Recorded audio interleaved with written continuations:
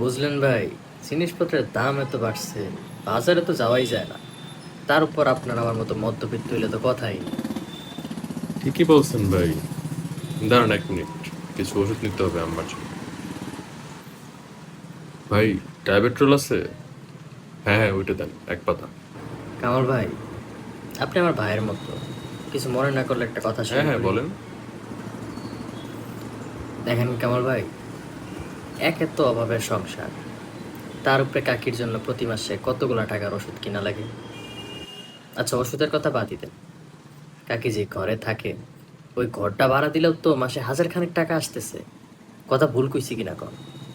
এই তো গত মাসে আমার মায়েরই তো একটা ভালো দেখা বৃদ্ধাশ্রমে রেখে আসছি। সব সময় কি আবেগ দিয়ে চিন্তা করলে হয় কন? হুম।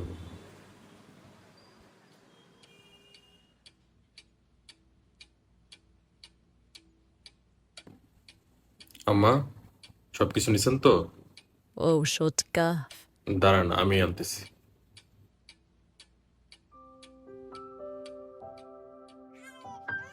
ওরে আমার সোনা রে, না না, কাজে না বাবা, না না, না না, না।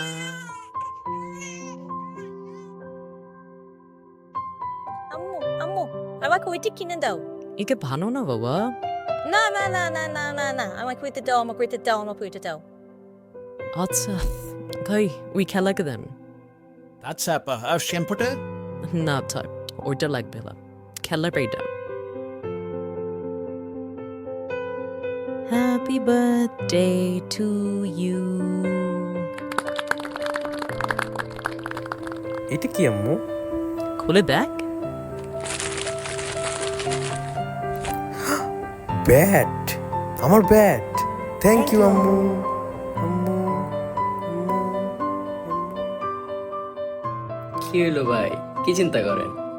আচ্ছা সমস্যা নাই, আপনার বৃদ্ধাশ্রমের নাম্বারটা রাখেন। লাগবে না ভাই। যেই মা আমাকে তার গর্ভে জায়গা দিতে পারছে, সেই মাকে আমার বাড়িতে জায়গা দিতে পারবো না? দেন ভাই ওষুধগুলো।